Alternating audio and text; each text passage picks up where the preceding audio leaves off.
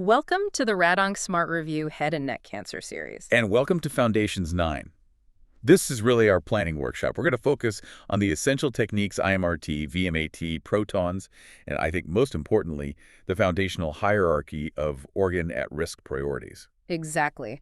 So we've sort of stepped out of the clinic and we are now in the treatment planning room. We are. Up to this point, you as the resident, you've mastered the initial parts, you've got the diagnosis, you've figured out the HACC staging, the intent, the dose, the fractionation. All that foundational clinical knowledge. And now it gets put to the test. You're Yeah. sitting at the planning console, you're looking at a CT scan, you've got this initial, often pretty confusing dose distribution in front of you. And the real question is, the question the oral boards are asking, and more importantly, what Safe Patient Care is asking, is do you actually understand the physics behind this? Can you keep this patient safe from what could be a catastrophic planning error? That's the entire mission today, isn't it? It's not just about, clicking a button to execute a plan. It's about showing you have the judgment to evaluate a plan, especially under pressure. That's where people get into trouble. We see trainees get into trouble, not because they misinterpreted a clinical trial, but because they approved a plan that was just fundamentally unsafe. Right. You don't fail for choosing IMRT over VMAT.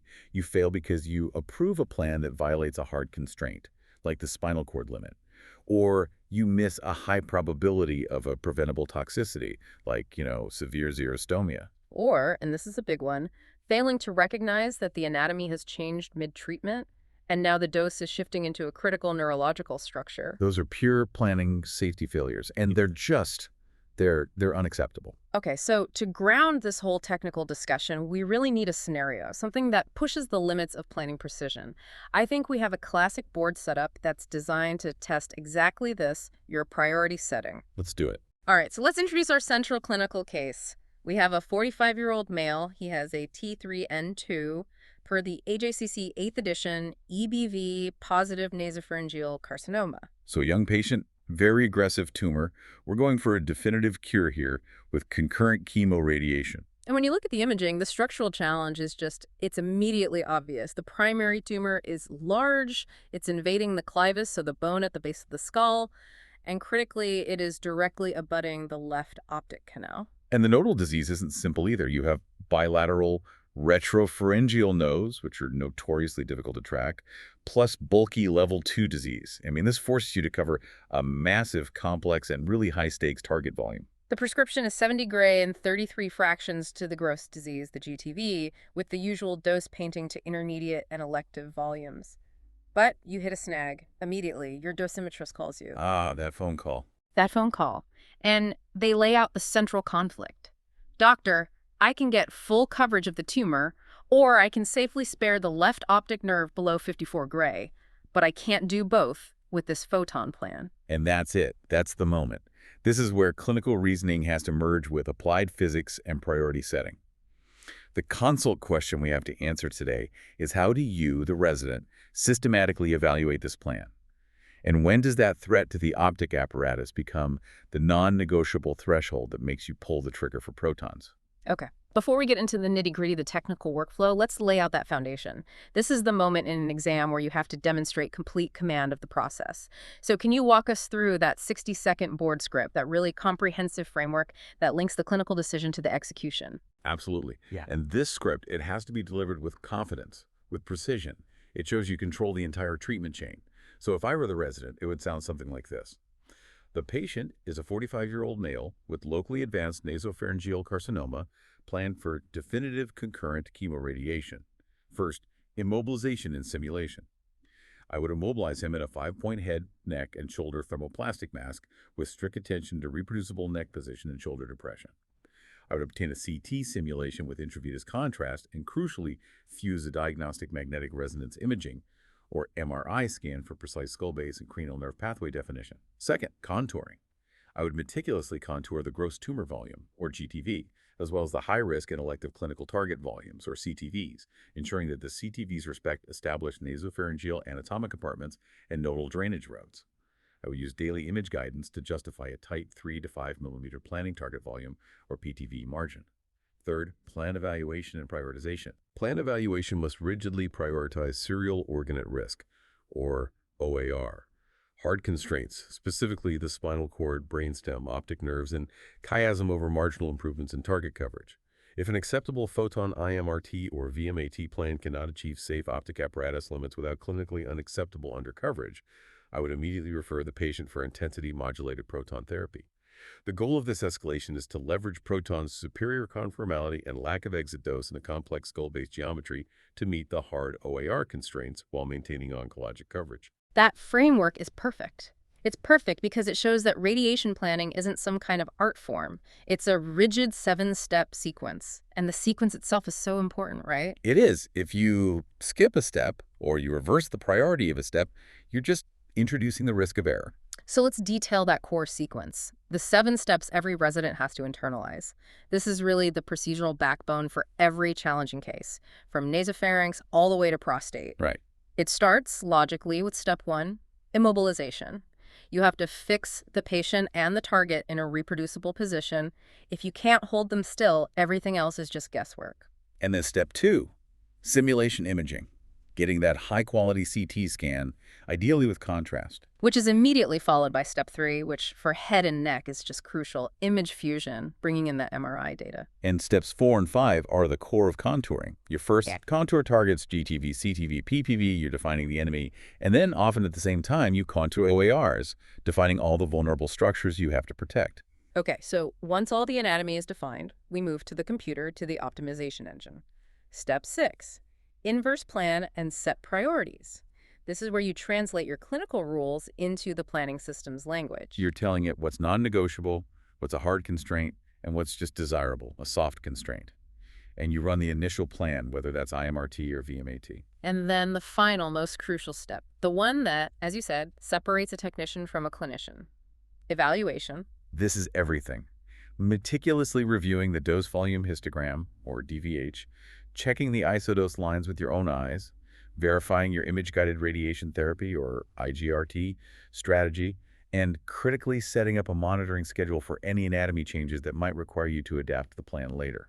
Mastering those 7 steps is the only way to avoid those catastrophic failures we talked about. It is. Okay, let's start at the beginning then. Steps 1 and 2. Yeah. Immobilization and simulation. You said reproducibility is paramount. You can't spare something if the patient moves unpredictably by 3 millimeters every single day.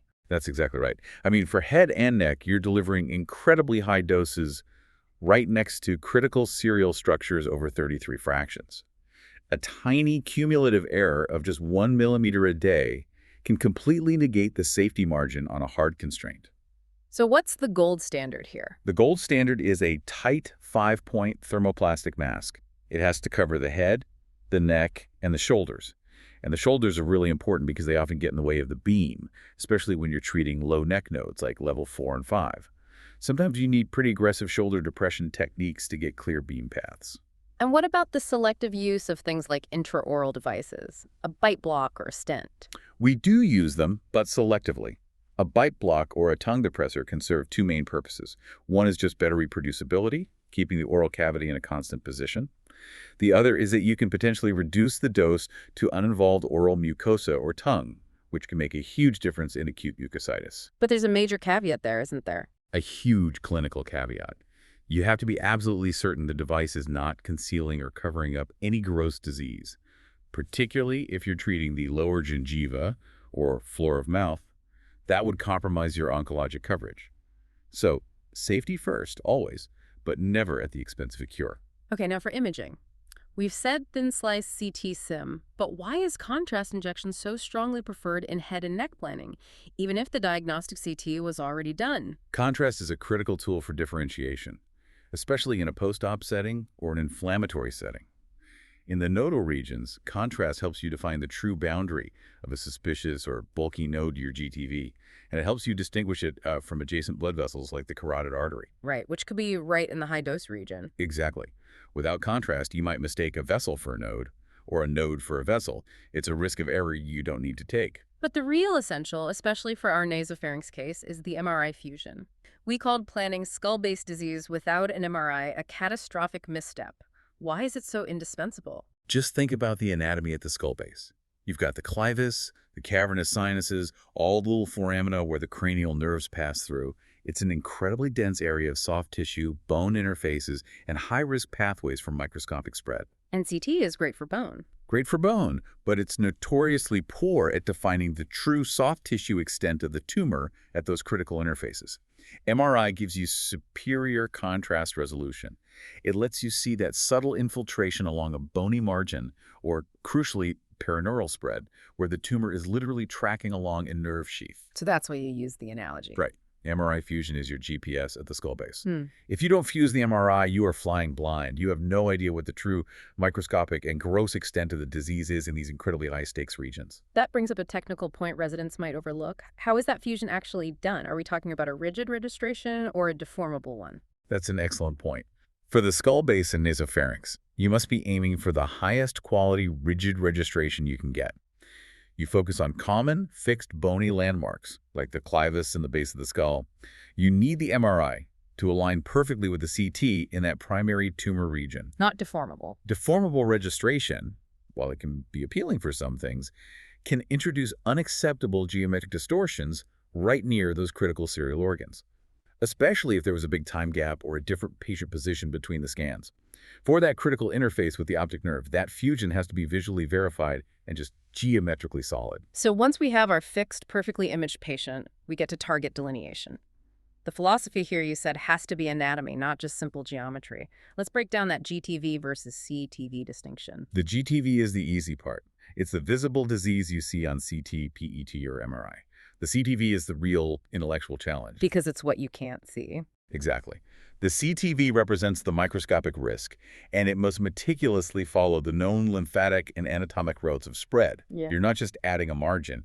You are treating known high-risk compartments. And our nasopharynx case is the absolute textbook example of this principle. Precisely. For NPC, you can't just draw a 3-centimeter margin around the GTV. You must include the entire nasopharynx volume. Then you have to extend into the parapharyngeal space, a very frequent route of spread. And crucially, you have to include the retropharyngeal space and its nodes, which are the primary drainage pathway. So failing to contour those compartments is a major miss. It's a major oncologic omission, even if they look clear on the CT scan. And then the PTV is applied on top of all of that. Correct. The PTV margin, that 3 to 5 millimeter buffer, is purely a safety margin applied to the CTV. It's there to account for daily patient setup uncertainty and maybe a little organ motion. And with daily cone beam CT guidance, can we shrink that? Many centers are justifying a tighter 3 millimeter margin, but 5 millimeters is still very common and accepted, especially if the target volume is large and spans multiple motion vectors, like a whole head and neck plan. Before we leave targets, we have to talk about the planning organ at risk volume, or PRV. This concept can sometimes confuse residents. Why do we create a PRV around something like the spinal cord? It's an added layer of technical safety for your serial organs. So we know the hard dose constraint, say 45 gray, applies to the spinal cord itself. But the patient moves a little bit day to day. The cord you contoured on day 0 might not be in the exact same spot on day 15. So you build in a buffer. Exactly. We generate a PRV by expanding the cord contour by 1 or maybe 2 millimeters. Then we apply our 45 gray hard constraint to that larger PRV volume. This forces the optimizer to push the high dose even further away, ensuring that even with minor daily shifts, the actual spinal cord stays protected, well below its catastrophic failure dose. Okay, that makes perfect sense. Let's transition now to the most critical part of this evaluation, the organ at risk hierarchy. If you can articulate this distinction, you've mastered planning. So walk us through the fundamental difference between hard and soft constraints. This is all rooted in radiobiology. How do the organs respond to injury? Hard constraints are reserved for serial organs. These structures function like a single wire in a circuit. If you damage one single point on that wire catastrophically, the whole system fails. Like the spinal cord. The spinal cord is the perfect example. A high-dose hotspot on just 1 centimeter of the cord can cause complete transverse myelitis, paralysis. Because of that vulnerability for serial organs, the metric that matters above all else is the point maximum dose, or Dmax. We are obsessed with preventing any small volume from getting too hot. And on the other side, you have the functional organs. Right. We call them parallel or functional organs. These structures have built-in redundancy, like a bundle of parallel wires. The parotid glands are a great example. They have millions of Acini, or functional units. If you radiate 50% of the gland, the other 50% can still produce saliva, maybe just less efficiently. The structure hasn't failed completely. So for those, we care less about a single hotspot. Exactly. For parallel organs, we prioritize dose volume metrics and the mean dose. We're trying to reduce the average dose. The constraint is fundamentally a quality of life goal, not a safety gate to prevent catastrophe. This gives us the context for our non-negotiable limits, the no-fly zones. These are the absolute hard constraints where if you fail, the plan is rejected instantly. So let's list the numbers residents must know cold. For standard fractionation, so 2 grays per fraction, these are the absolute error points. First, the spinal cord max dose. This is the most sacred number, around 45 gray. If a plan gives you a Dmax of 48 gray to the cord, even if it's a tiny volume, that plan is rejected, period. And why 45? Because that 45 gray limit comes from decades of data on late effects. It represents a very low risk less than 5% of transverse myelitis. That's the TD55. Above 45 gray, that risk just skyrockets to an unacceptable level of catastrophic permanent paralysis. Okay, what about the serial organs up at the skull base? The brainstem max dose is typically held to around 54 gray. You'll sometimes see 60 grays depending on the volume, but 54 is the conservative, safe limit you should cite for the boards. If you violate that, you risk brainstem necrosis and severe neurological deficits. And the optic apparatus. The optic nerves and chiasm max dose must also be around 54 gray. If you violate this, especially with concurrent chemo, you are risking irreversible permanent vision loss. And that is why our nasopharynx case is so challenging. We are right up against that absolute boundary. So the summary is those three structures, cord, brainstem, optic apparatus, they are your gatekeepers. If they fail, the plan is fundamentally unsound no matter how great your tumor coverage is. Absolutely. Yeah. So now we can move down the hierarchy to the quality of life goals, the SAF constraints. These are the objectives that turn a survivable treatment into a tolerable one. And the parotid gland mean dose is #1 on that list. What's the clinical goal we're aiming for with the parotids? The goal is to keep the mean dose to at least one contralateral parotid gland below 25 to 26 gray. And that specific target comes directly from randomized data. The landmark Passport trial showed definitively that using parotid-sparing IMRT significantly reduced the incidence of clinically significant xerostomia dry mouth at 1 year. And xerostomia is a huge cause of long-term morbidity. Huge. It affects speech, swallowing, quality of life for the rest of the patient's life. So that 25 to 26 gray threshold is tied directly to reducing chronic dryness. But what happens if sparing the parotid means you have to compromise your CTV coverage? Then you revert to the primary mission, which is cure. Oncologic coverage always trumps functional sparing. If the gross disease is right up against both parotids, you accept the xerostomia and you maximize coverage. The real art of planning, though, is finding a way to meet the oncologic need while also hitting that 26 gray mean dose to the functional side. We also need to talk about dysphagia and aspiration risk, the swallowing muscles. Yes, these are increasingly recognized as essential targets for staring. We contour the superior, middle, and inferior pharyngeal constrictor muscles and the larynx. Minimizing the mean dose to these is crucial for preserving swallowing function and reducing the risk of chronic aspiration. Is there a hard number for those? Not a single hard constraint like the cord, but we know that mean doses above 60 gray correlate very strongly with severe late-onset dysphagia that requires a feeding tube.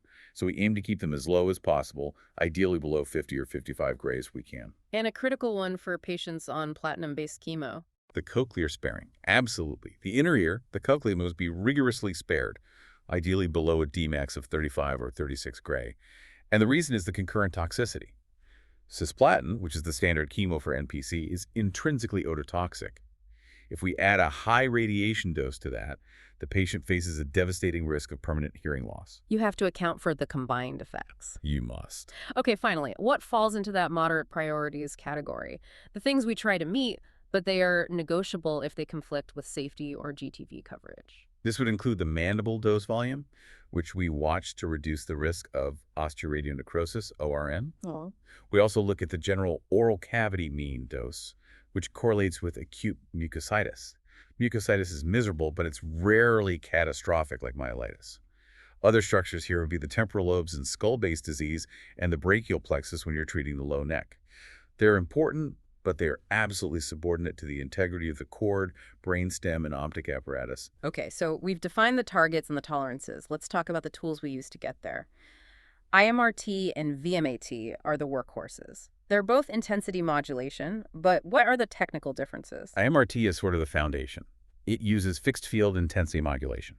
So you decide on a set of angles, maybe 7 or 9 beams, and at each fixed angle, the multi-leaf collimators, the MLCS, meticulously shape the beam to sculpt the dose. They're very precise, very effective. And VMAT. VMAT is the evolution of that.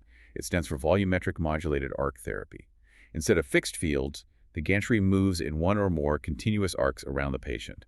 And as it's moving, 3 things are changing dynamically: the MLC position, the dose rate, and the gantry speed. What's the main clinical advantage of all that complexity? Speed and efficiency. Because the gantry is always on, always delivering dose, VMAT is typically much faster than fixed field IMRT.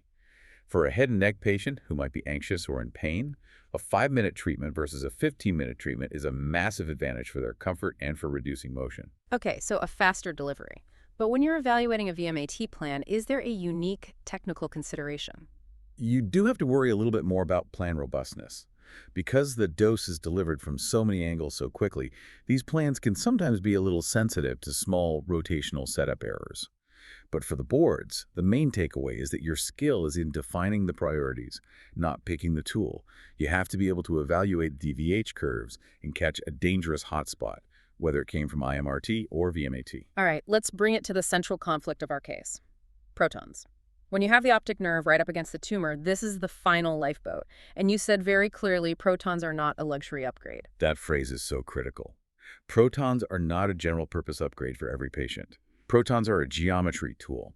They exist to solve highly specific geometric problems that photon physics simply cannot resolve safely. So let's ground this in physics. Why does the geometry of our MPC case break the photon plan?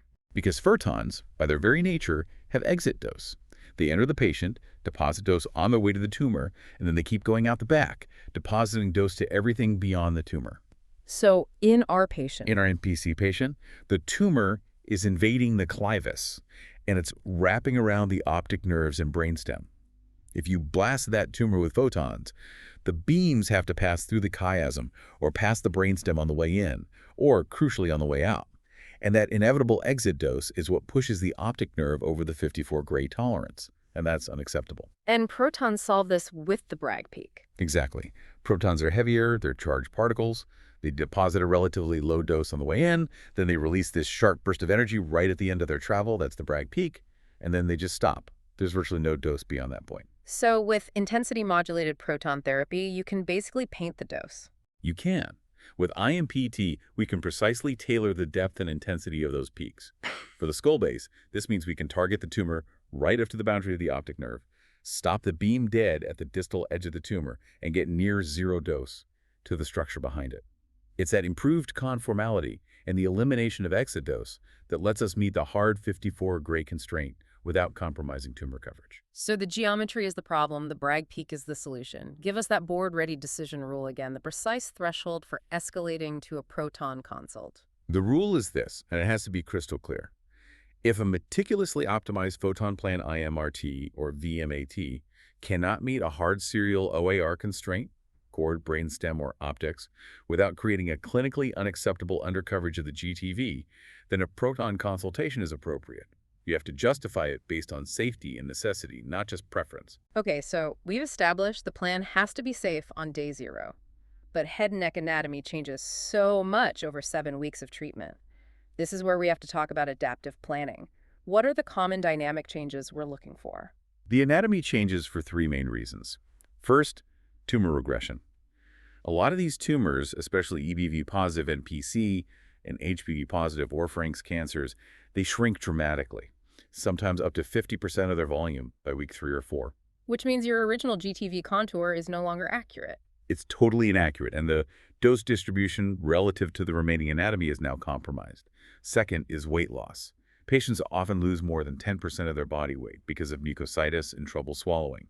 This shrinks the neck, and it brings OARs like the spinal cord closer to the beam path than they were on the original CT. And the third factor is just setup fidelity. Correct. The mask itself can get loose as the tumor shrinks and the patient loses weight. And a loose mask means your setup reproducibility is gone, which increases your effective PTV uncertainty and risks unexpected hotspots. This leads right to that critical planning error, ignoring anatomy changes mid-course. So what are the specific trigger thresholds that mandate you step in and adapt? We need objective thresholds. The most common ones are 1, significant weight loss, so more than about 10% of their initial body weight. That's a clear sign things have changed. 2, a visible mask gap. If the therapists see a big, persistent gap between the mask and the skin, accuracy is compromised.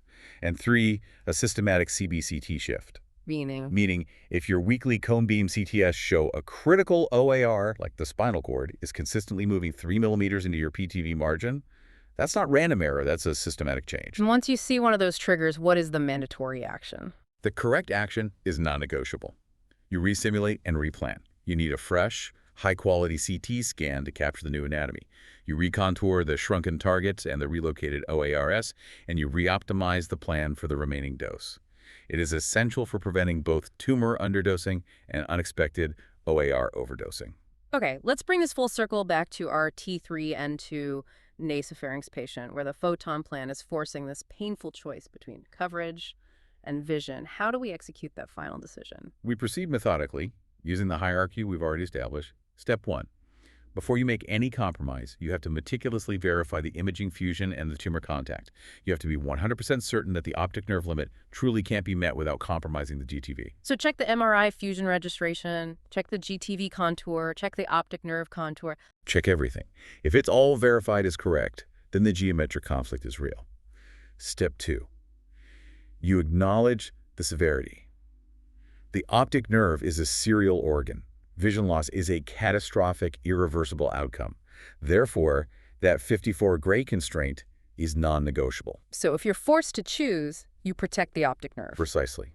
If and only if every optimization effort has failed, you must accept a controlled, documented cold spot at the immediate interface between the GTV and the optic nerve. And you have to document that decision, explaining that the rationale is to protect against catastrophic toxicity. You're accepting a minimal controlled compromise to the tumor dose to uphold a mandatory safety constraint. And then the final step, the escalation pathway. If that required cold spot, that compromise is deemed clinically unacceptable, meaning the dose reduction is so big it actually jeopardizes the patient's chance of cure, then you have to escalate. The only path left is to pursue a proton evaluation. Protons offer the physics to solve that dilemma, preserving both a hard safety constraint and the necessary oncologic coverage. That is a masterclass in risk management. So to make sure this is locked in, let's summarize the 3 key planning pitfalls, the common hurdles that residents miss. These are the clinical error points you can never, ever commit. The first critical misstep, planning skull-based disease, NPC, glomus tumors, anything like that, without incorporating high-quality MRI fusion. You are gambling with the cranial nerves. The second misstep, Approving a plan that violates a hard constraint. This is the single most common reason for an immediate oral board failure. Specifically, the cord max dose going over 45 gray or the optic apparatus max going over 54 gray. Coverage gains never, ever justify a catastrophic safety failure. and your third. Ignoring clear evidence of anatomy changes mid-course. If the patient has major weight loss or the CBCT shows a systematic shift and you fail to evaluate for or execute an adaptive replan, that is a breach of safety protocol. Excellent. Let's move to our clinical pearls segment, the high-yield takeaways that distill the most important concepts from this entire workshop. Pearl 1. Serial organs dictate the plan. Your first goal is to ensure the plan is survivable. That means you check the spinal cord, brainstem, and optic constraints first. If you break those, nothing else you did on the plan matters. So those are the first 3 things you look at on the DVH before you even glance at PTV coverage or the parotids? Absolutely. Pearl 2. Parotids-bearing IMRT is mandatory in most cases because it meaningfully reduces chronic xerostomia, which we know from studies like Parsport. However, functional goals are secondary to oncologic goals. You never spare a parotid at the cost of missing gross disease. Pearl 3. Nasopharyngeal carcinoma is the classic MR or you're lost scenario. You cannot accurately define the skull base GTV margins or its relationship to the optics and brainstem without proper MRI fusion. And the last one. And Pearl 4. Adaptive replanning is a mandatory safety step. It is not an elective procedure when the anatomy changes enough to threaten target coverage or push dose into those hard OAR constraints. You are responsible for the entire 7-week course, not just day 0. Agreed. Okay, let's test that rapid recall and clinical reasoning under pressure, our formal board review segment. Let's make sure these rules are fully internalized. I'm ready. All right, let's start with the rapid recall drill. Full verbalization, please. What is the standard immobilization for head and neck radiation? A 5-point thermoplastic head, neck, and shoulder mask. What specific imaging fusion is essential for defining NPC skull base involvement? Magnetic resonance imaging fusion. What is the hard maximum dose constraint for the spinal cord in standard fractionation? A max dose around 45 gray. What parotid constraint is the quality of life goal tied to salivary preservation? A mean dose of about 25 to 26 gray to at least one gland. And what are two common clinical triggers that mandate evaluation for adaptive replanning? Significant weight loss, defined as greater than 10% of initial body weight, or systematic CBCT shifts that bring a critical OAR near its dose limit. Excellent. Now for the board blitz. I'll give you the problem and options, and I need that mandatory single-sentence rationale for the correct answer. Let's do it. Question 1. You are evaluating a VMAT plan for locally advanced larynx cancer. PTV coverage is excellent, but the spinal cord Dmax is 48 gray. What is the appropriate action? A. Approve the plan since PTV coverage is excellent. B. Re-optimize the plan to reduce the cord dose to the hard constraint range, even if coverage drops slightly. Or C. Decrease the total dose prescription to 66 gray to compensate. The correct answer is B. Re-optimize to reduce the cord dose to the hard constraint range, even if coverage drops slightly. The clinical reasoning is that the spinal cord is a serial organ with a strict, non-negotiable maximum dose limit. Preventing catastrophic irreversible myelitis outweighs marginal gains in target coverage. Perfect. Question 2. In the randomized Passport trial, which compared IMRT to conventional planning for parotid sparing, what was the key clinical advantage shown for IMRTA? Improved overall survival. B. Better local regional control. C. Reduced clinically significant xerostomia. Or D. Reduced osteoadenocrosis risk. The correct answer is C. Reduced clinically significant xerostomia. Question 3. Your nasopharyngeal carcinoma plan cannot achieve safe optic constraints with photons while maintaining clinically acceptable coverage of the gross disease. What is the most appropriate next step? A. Accept the unavoidable cold spot and approve the plan, documenting the rationale. B. Increase the PTV margin to 7 millimeters to ensure the target is encompassed. Or C. Pursue a proton consultation to reassess the feasibility of coverage with improved OAR sparing using the Bragg peak effect. The correct answer is C. Pursue a proton consultation to reassess feasibility of coverage with improved OAR sparing. The rationale is that proton therapy offers the necessary geometric solution, the elimination of exit dose, to protect a hard serial constraint without compromising oncologic coverage when standard photon techniques have failed that test. We have covered the entire workflow from the moment the patient walks in for simulation all the way through to that decision point for advanced technology. So to recap the big points from Foundations 9, remember planning is a rigid 7-step sequence. You have to adhere to it.